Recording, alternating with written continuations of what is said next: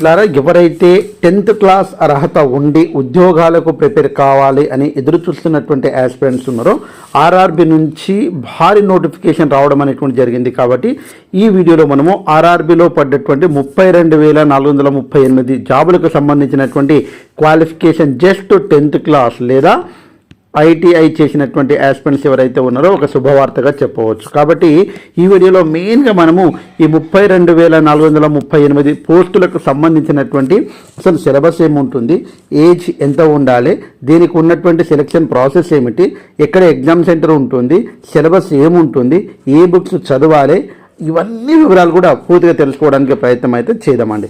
మొదటిసారి వీడియో చూస్తున్నటువంటి ఆస్పిరెంట్స్ ఎవరైతే ఉన్నారో తప్పకుండా మీ నుంచి నేను ఆశించేది ఒక లైక్ మాత్రమే. చాలామంది చూస్తున్నారు కానీ లైక్ ఇవ్వడం లేదు.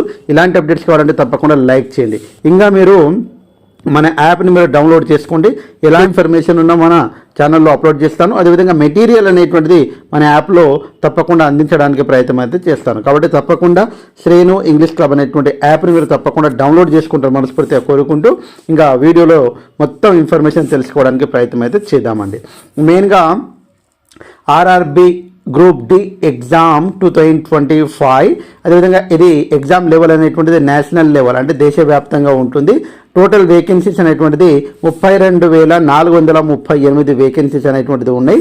అయితే నేమ్ ఆఫ్ ద పోస్ట్ ఇక్కడ ఉన్నటువంటి పోస్టులు ఏంటంటే ట్రాక్ మెయింటైనర్, అదేవిధంగా గ్రేడ్ 4కు సంబంధించింది, helper, assistant points menu, level 1 post. అదే రకంగా అప్లికేషన్ డేట్స్ అనేటువంటిది ఇంపార్టెంట్.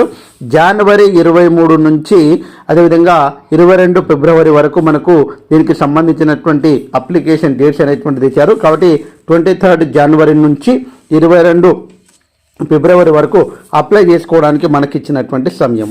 ఇది మోడ్ ఆఫ్ ఎగ్జామ్ అంటే సిబిటీలో ఉంటుంది. ఇప్పుడు సెలక్షన్ ప్రాసెస్ చూసినట్లయితే కంప్యూటర్ బేస్డ్ టెస్ట్ ఉంటుంది, 100 మార్కులకు ఉంటుంది. పూర్తిగా మనం తెలుసుకుంటాం. తర్వాత ఫిజికల్ ఎఫిషియన్సీ టెస్ట్. అసలు ఫిజికల్ ఎఫిషియన్సీ టెస్ట్ అనేటువంటిది మళ్ళీ మీకు వివరిస్తానండి. ఫస్ట్ అయితే 1 by 1 తెలుసుకోవడానికి ప్రయత్నం అయితే చేద్దాం. డాక్యుమెంట్ వెరిఫికేషన్ సెలక్షన్ అయిన తర్వాత మళ్ళీ మీకు నేను చెప్తాను. మెడికల్ ఎగ్జామినేషన్ అనేటువంటి కూడా సెలక్షన్ అయిన తర్వాత మనకైతే ఇవన్నీ కూడా ఉంటాయి. జాబ్ లొకేషన్ అక్రాస్ ఇండియాలో ఎక్కడైనా మనకు మన మార్కులను బట్టి అక్కడ వేకెన్సీస్ని బట్టి ఎక్కడ వేకెన్సీస్ ఉన్నాయనేటువంటిది కూడా ఉందండి. కాబట్టి అవన్నీ కూడా తెలుసుకోవడానికి ప్రయత్నం అయితే చూద్దాం. ఇక్కడ కేటగిరీ, డిపార్ట్మెంట్, వేకెన్సీస్ అంటే ఏ డిపార్ట్మెంట్ ఉంటాయి, అసలు రైల్వేలో ఏ డిపార్ట్మెంట్ ఉంటాయి, దాంట్లో ఎన్నెన్ని వేకెన్సీస్ అనేటువంటిది ఉన్నాయనేటువంటిది ఇక్కడ చూసుకోవచ్చు మనం. చూడండి, అసిస్టెంట్ మెకానికల్లో 2,587 అండి. అదేవిధంగా అసిస్టెంట్ ట్రాక్ మిషన్కి సంబంధించి ఇంజనీరింగ్కి సంబంధించింది. అంటే ఇంజనీరింగ్ ఉంది కదా, ఇంజనీర్ వాళ్ళే ఉండాలి కాదు, 10th క్లాసే అర్హత వీటికి. కాకపోతే అక్కడ డిపార్ట్మెంట్స్ ఉంటాయి మనకు, ఆ డిపార్ట్మెంట్స్ ఆధారంగా ఇక్కడ వేకెన్సీ అనేటువంటిది ఇవ్వడం అనేటువంటిది జరిగింది. 799. అదేవిధంగా అసిస్టెంట్ ఎస్ఎన్టీ ఇక్కడ 2012. అదేవిధంగా ట్రాక్ మెయింటైనర్ ఇక్కడ గ్రూప్ 4కు సంబంధించిన ఇంజనీరింగ్కు 13,187. కాబట్టి పాయింట్స్ బికు ట్రాఫిక్కి సంబంధించింది 5,058. Engineering, electrical, mechanical, engineering, electrical ఇవన్నీ కూడా అక్కడ ఉన్నటువంటి మనకు కేటగిరీకి సంబంధించినటువంటి వేకెన్సీస్ ఏ డిపార్ట్మెంట్ ఇలా ఉన్నాయి. మొత్తము 32,438. అదే రకంగా ఇక్కడ మనం ఫీ చూసినట్లయితే కామన్గా జనరల్ ఓబీసీ వాళ్ళకైతే 500 ఫీ అనేటువంటిది ఉంటుంది.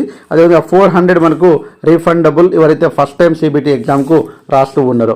ఎస్సీ ఎస్టీ పీడబ్ల్యూడి ట్రాన్స్జెండరు అదేవిధంగా ఎక్స్మెన్ అదేవిధంగా వాళ్ళు ఉన్నారో వాళ్ళందరికీ కూడా ఇక్కడ 250 రూపీస్ అనేటువంటిది మనకు ఫీ అనేటువంటిది ఇవ్వడం అనేటువంటిది జరిగింది. అదే రకంగా ఇక్కడ హౌ టు అప్లై అనేటువంటిది చూద్దామండి. ఫస్ట్ స్టెప్ అనేటువంటిది ఆర్ఆర్బి వెబ్సైట్ ఇక్కడ ఉందండి. rrbcdg.gov.in పోవాలి. తర్వాత న్యూ రిజిస్ట్రేషన్ పైన క్లిక్ చేయాలి. తర్వాత నేము, date of birth, Aadhaar number, mobile number, email ID ఇవి కంపల్సరీ ఉండాలి. ఓటీపీ వస్తుంది. తర్వాత మొబైల్ నెంబర్కు ఓటీపీ వస్తుంది. ఆ ఓటీపీ వచ్చిన తర్వాత రిజిస్ట్రేషన్ నెంబర్ అండ్ పాస్వర్డ్ అనేటువంటిది మనము యూజ్ చేసుకొని తర్వాత దానికి సంబంధించినటువంటి నెట్ బ్యాంకింగ్ అదేవిధంగా మన యొక్క క్రెడిట్ డెబిట్ కార్డు నుంచి మనం చలాన్ అనేటువంటిది కట్టాలి. తర్వాత ఎగ్జామ్ లాంగ్వేజ్ అనేటువంటిది సెలెక్ట్ చేసుకోవాలి. ఫోటో, ఐడి కార్డు ఇవన్నీ ఉండాలి. యాడ్ బ్యాంక్ అకౌంట్ డీటెయిల్స్ ఎందుకంటే రీఫండ్ అమౌంట్ వస్తుంది కాబట్టి. Upload your photo and signature. SC ST candidates upload your category certificate. తర్వాత accept the terms and condition, double click all the details and submit form. కాబట్టి ఈ రకంగా మనకు apply చేసేటప్పుడు ఈ ఫామ్ అయితే తీసుకొని ముందర 1 by 1 చేసుకుంటూ పోతే సరిపోతుంది. ఇంకా మనం చూసినట్లయితే ఏజ్ చాలా చాలా ఇంపార్టెంట్ అండి. 18 సంవత్సరాల నుంచి 36 సంవత్సరాల వరకు ఉన్నటువంటి వాళ్ళు దీనికి మనకు ఏజ్ లిమిట్. క్వాలిఫికేషన్ చూడండి, ఇక్కడ candidate who has 10th passed qualification, 10వ తరగతి పాస్ అయినటువంటి అభ్యర్థులు, ఐటీఐ సర్టిఫికేషన్ లేదా అండ్ ఈక్వలెంట్ క్వాలిఫికేషన్. కాబట్టి ఇక్కడ మనకు కావాల్సింది ఏంటి, నేషనల్ అప్రెంటిస్షిప్ సర్టిఫికేట్ NAC కావచ్చు, లేకుంటే NCCT కావచ్చు. మనకు 10th క్లాస్ అని ఇచ్చారు కాబట్టి ఐటీఐ వాళ్ళు ఎవరైతే ఉన్నారో వాళ్ళు కూడా దీనికి ఎలిజిబిలిటీ. కాబట్టి చాలా జాగ్రత్తగా గమనించండి. నెక్స్ట్ మనం చూసినట్లయితే RRB group D 2025 selection process ఏముంటుంది. దెర్ ఆర్ ద మనకు 4 స్టెప్స్ ఉంటాయండి. కంప్యూటర్ బేస్డ్ CBT ఎగ్జామ్ ఉంటుంది, ఫిజికల్లీ ఎఫిషియన్సీ టెస్ట్ ఇప్పుడు చెప్తాను, document verification, certificate verification, medical examination ఉంటుంది. అసలు ఇక్కడ ఇచ్చినటువంటి దాంట్లో మెయిన్గా ఎగ్జామ్ ప్యాటర్న్ ఒక్కసారి మనం చూసినట్లయితే మెయిన్గా there will be single online CBT exam, RRB group D exam. There will be 100 objective MCQ type of questions, multiple choice questions అనేటువంటిది ఉంటుంది. Total duration of the examination will be 90 minutes అనేటువంటిది ఉంటుంది. There will be negative marking, కాబట్టి 1/3 అంటే 3 తప్పులకు 1 mark అనేటువంటిది తీసేయడం అనేటువంటిది జరుగుతుంది. కాబట్టి నెగిటివ్ మార్క్స్ అనేటువంటిది ఉంటాయి. నెక్స్ట్ మనం చూసినట్లయితే అక్కడ ఉన్నటువంటి సబ్జెక్టు వారిగా ఏ సబ్జెక్టు ఎన్ని మార్కులు, ఒకసారి జనరల్ ఇంటెలిజెన్స్ అండ్ రీజనింగ్కు మనకు 30 మార్కులు, 30 క్వశ్చన్లు. జనరల్ సైన్స్కు number of question 25 marks. General awareness and current అఫైర్స్కు 20 మార్క్స్ అండ్ 20 క్వశ్చన్స్.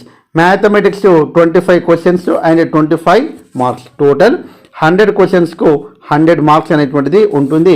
ఇక్కడ మనకు 0.33 అనేటువంటిది నెగిటివ్ మార్కింగ్ అనేటువంటిది ఉంటుంది. 90 minutes అనేటువంటిది మనకు ఇవ్వడం అనేటువంటిది జరుగుతుంది. కాబట్టి చాలా జాగ్రత్తగా గమనించండి. తర్వాత ఇక్కడ మనం అనుకున్నాం కదా ఫిజికల్ ఎఫిషియన్సీ టెస్ట్ అనేటువంటిది ఏ రకంగా ఉంటుంది చూడండి. ఇక్కడ మేల్ క్యాండిడేట్స్కి అయితే టాస్క్ 1, టాస్క్ 2 అనేటువంటిది ఉంటుంది. లిఫ్ట్ అండ్ క్యారీ అంటే ఎత్తుకోవాలి మరియు దానికి మనము అలాగే ఉంచుకొని 35 kg అనేటువంటిది 100 meters in under 2 minutes without stopping అనేటువంటిది మనము వెయిట్ లిఫ్టింగ్ అనేటువంటిది చేయాలి. అంటే వెయిట్ ఆపాలి 35 kgsది. ఉమెన్స్ అయితే ఫీమేల్ అయితే లిఫ్ట్ అండ్ క్యారీ దానికి మొయ్యాలి 20 kgs ఫర్ 100 meters మొయ్యాలి, దానికి క్యారీ చేయాలి in under 2 minutes without stopping. కాబట్టి ఆగకుండా 2 minutes అనేటువంటిది మనము ఉండాలి. అదేవిధంగా రన్నింగ్ చేయాలి. రన్ ఇక్కడ చూడండి 1000 meters 4 minutes 15 seconds in single attempt running చేయాలి. అదేవిధంగా run 1000 meters in 5 minutes and 40 seconds in a single attempt. కాబట్టి ఇది ఫిజికల్ ఎఫిషియన్సీ టెస్ట్, ఇది ఎవరైనా చేస్తారు. కాబట్టి దాని గురించి వరి కావాల్సినటువంటి అవసరం అయితే లేదు.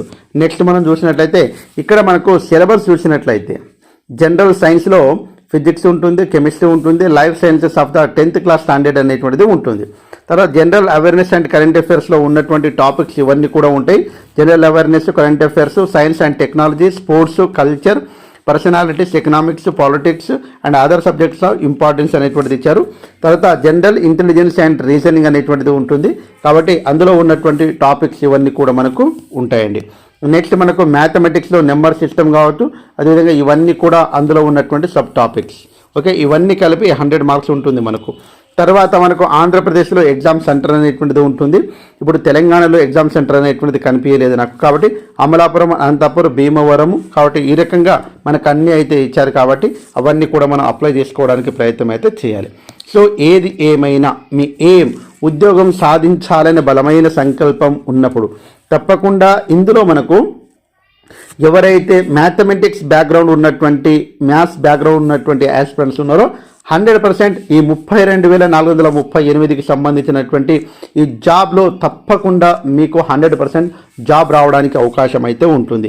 ఏది ఏమైనా తప్పకుండా ఇప్పటి వరకు మనకు ఉన్నటువంటి దాంట్లో సార్ మెటీరియల్ ఏ చదవాలి సార్ అని చెప్తూ ఉంటారు. కామన్గా సంబంధించినటువంటి NCERT బుక్స్ అనేటువంటిది చదవండి. అదేవిధంగా ఆర్థమెటిక్ రీజనింగ్ అనేటువంటిది కామన్గా ఆర్ఎస్ అగర్వాల్ బుక్ అనేటువంటిది ఆర్ఎస్ అగర్వాల్కి సంబంధించినటువంటి బుక్ అనేటువంటిది చదవండి.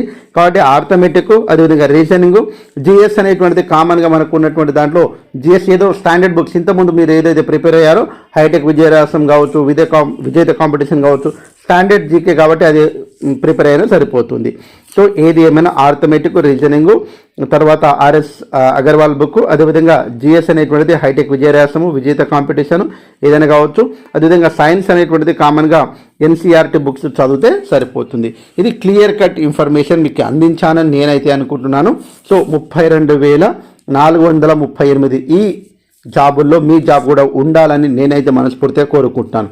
సో ఇలాంటి ఇన్ఫర్మేషన్ తప్పకుండా మీకు నచ్చినట్లయితే, ఈ ఇన్ఫర్మేషన్ ఇంకా అప్డేట్స్ ఏమైనా ఉంటే మీకు ఇవ్వాలనుకుంటే తప్పకుండా మన ఛానల్ని మీరు లైక్ చేస్తారని, అదేవిధంగా సబ్స్క్రైబ్ చేసుకుంటారు మనస్ఫూర్తిగా కోరుకుంటూ ముగిస్తున్నాను.